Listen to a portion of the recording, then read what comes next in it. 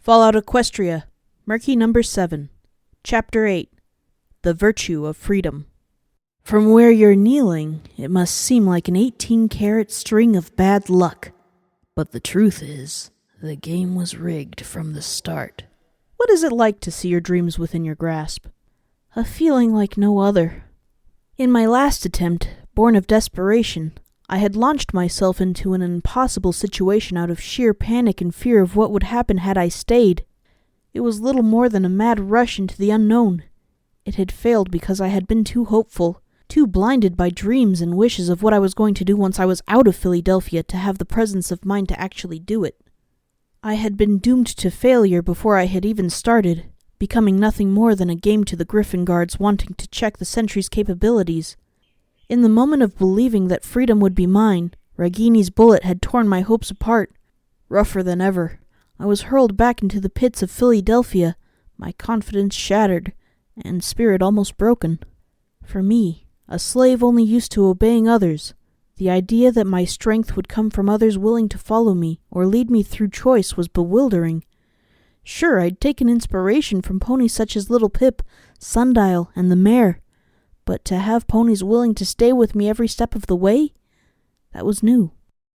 Amidst Stable 93, I had been made to realize that the events of the past were not truly that which defined us. Memory held power, both to harm us and to help uplift ourselves. The Ministry scientists had sought to use memories to aid ponies in becoming better through skills and learning, even if it had been mired in the living memories of tragedy. Glimmerlight had shown me that the correct memory at the right time had the power to simply inspire, to remind us that we shouldn't frown because it was lost, but to smile because it had happened, to show us that our dreams were still out there, waiting for us to go and claim them. Protege had once told me that I didn't understand what freedom was, that I could never hope to have the strength to escape Philadelphia until I knew what it was like to think and make every choice for myself. From the Master through the Mall, the Crater, Hearts and Hooves Hospital, and the nightmares of a dead stable, I had been pushing myself further and further to gain what confidence I could for the attempt I knew was about to happen. I had allies aiding me, pushing me along, sharing our dreams into one unceasing and unflinching need to escape. A chance like no other. We were outside the walls. Steel Rangers had Red Eye's forces distracted.